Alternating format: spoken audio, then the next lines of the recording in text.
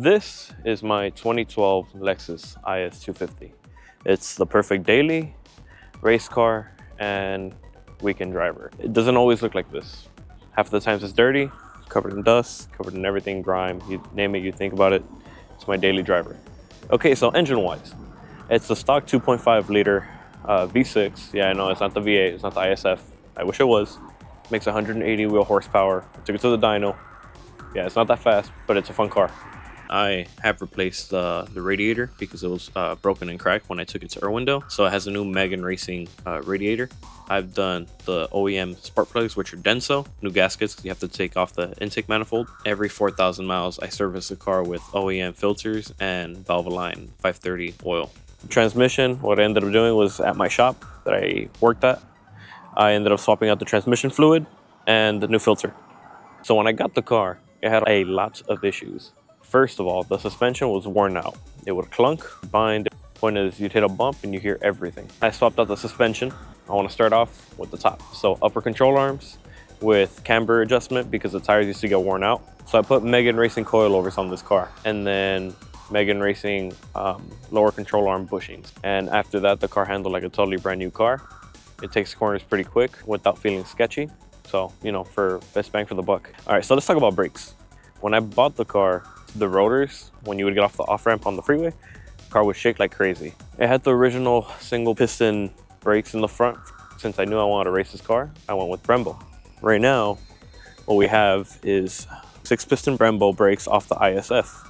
It's a direct bolt-on, but you do have to do some adjustments. Some of the adjustments you have to do in order to put the ISF calipers on it are change the wheel hub, the dust plate that goes in the back. You have to swap out the rotor for an ISF rotor and pads.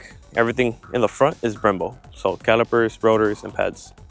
On the back, it has power stop rotors, and then it has the Brembo pads. It has stainless steel lines because the pedal was a little mushy. So when I swapped out the new calipers, I ended up putting liquid moly .4 brake fluid because it has a higher boiling point. I don't want to risk the safety of the car. All right, so let's talk about wheels. So I have Motegi MR131 size 18 wheels.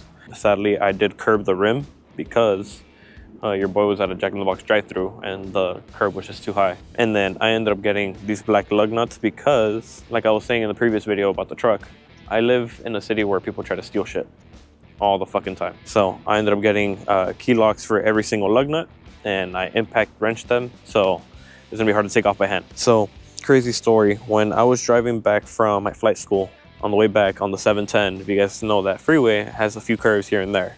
The car started wobbling and it had a weird noise. I didn't know what it was.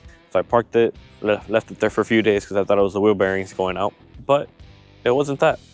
Someone tried stealing my rims while I was at work the day before.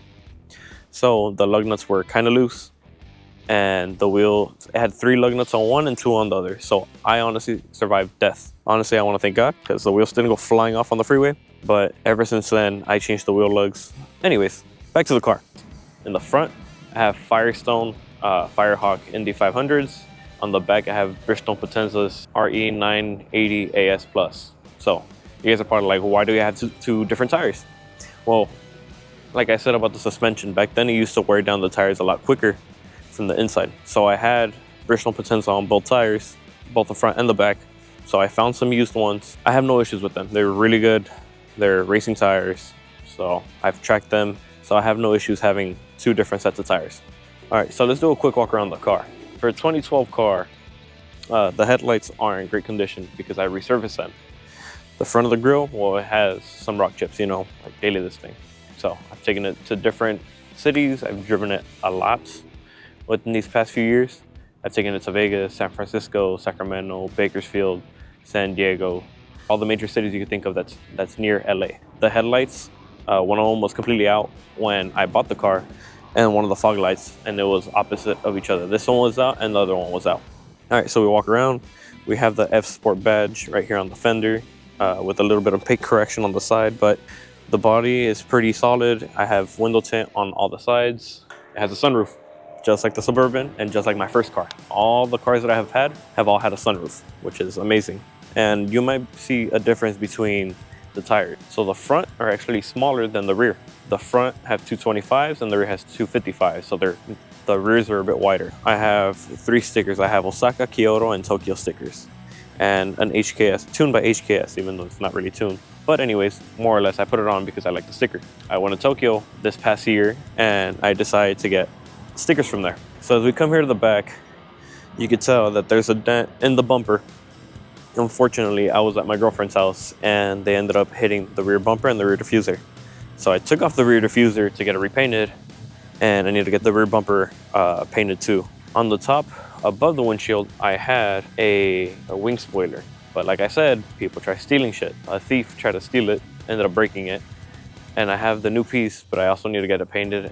It has an F Sport badge. It's not OEM, but the first owner put it on, and you know, it's part of the car's history, so I don't want to take it off. It has MagnaFlow exhaust tips because it's MagnaFlow muffler. The back is pretty much stock. It has a wing. It's an F Sport wing. I think it comes factory. And it has a Spartan State of Mind San Jose sticker, because that was my dream school. All right, so as we move along to the interior, you can see that it's pretty much the stock interior. It's black leather with black Alcantara. Everything on the interior is black with a little bit of silver. When I bought the car, that's what I initially wanted. I wanted a black interior and a blue car. And surprisingly, I found it on Facebook Marketplace. As you guys could tell, I love being on Facebook Marketplace. Yeah, I bought the car from a cop in 2020 because I needed a car to go to work, because my previous Honda, the head gasket was blown, and I couldn't really drive it anywhere because it kept overheating. So I found this car in Anaheim, 45 minutes from where I live. So I wanted to go check it out. I liked it, so I bought the car, but it did have the imperfections that I was talking about earlier. Blacked out interior, I really haven't changed much. Just maintain it, pretty clean. It's a 5-seater. Honestly, you can't really fit that much back there.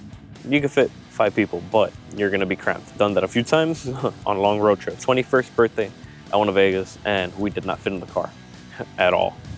The car looked like the way it looks now, but without coilovers. So the car's come a long way from how it used to be, from the first owner to the way it is now. There's a page called My Sick Ride from the first owner. He actually has this car published on there on how it used to look. It had different rims. The spoiler that I was talking about that isn't there is called mysickride.com. If you guys want to check it out. In the engine bay, the carbon fiber, I have it signed by the one and only David Freiberger. If you guys don't know who that is, he is a YouTube host, TV host. I saw Roadkill, the very first one. He's the reason why I'm doing this right now, because I got inspired by him when I was younger. So getting back to what I was saying earlier about this car being a race car, a daily, and a weekend car. So, you know, pretty much everything together. Daily car, because I drive this to work back and forth. I've done it multiple times. I did it for multiple years. And then weekend car, for example, I'll go to Malibu, Neptune's Net, go get a burger over there with my lady and, you know, our friends or whatever. So we'll take a drive up there. For example, drag racing. I take this car drag racing. Now you might say, hey, it's a slow car. Why are you taking it drag racing? Well, realistically, you gotta enjoy it while there is any drag races. Irwindale just closed. I'm wearing their shirt. I could take this car to Streets of Willow. It's probably not the fastest car, but it'll do fine. It's a fun car to get out. It doesn't matter what car you have. This one is mine. You know, I bought it with my money. I'm gonna enjoy it how I can. I'm lucky enough to have this car because it was actually made in Japan. So when you check the VIN, depending on the first letter, it tells you where it's fabricated. This one was fabricated in Japan because it starts with the J. So the build quality and the reliability is 100. Realistically, I haven't had any issues with it, knock on wood. I beat the crap out of this car and it keeps running perfectly fine. Now I do want to say, even though I say, you know, it could be a track car, realistically, it's still a daily. The good thing and the bad thing I want to say about fuel is it costs around $70 to fill up, which isn't as bad as, you want to say a 454 big block Chevy, like the Suburban I have. Takes 42 gallons compared to this one that's like 14 or 15 gallons. So it's not that much fuel, but it's an 81. But I'll take that any day over 42 gallons and $200 worth of fuel. And since it's a V6, it's pretty economical compared to the other car. But now let's say you compare this to a Corolla or a hybrid or something like that, then yeah, of course, it's going to waste a lot more money. But you know, I'd rather take this and have fun driving from point A to point B than take a hybrid and not have any fun with it. It's getting kind of dark right now, so I'm gonna stop filming. But I do want to thank you guys for watching this video. I'm thinking of taking out the ISF calipers video, you know, show you guys step by step on what I did, the parts you need, everything. Stay tuned for that. That'll probably be the next video. Make sure you guys like and subscribe because that helps me out. You know, it grows my algorithm, my analytics. It allows me to produce more content. Tune in for the next video. Later.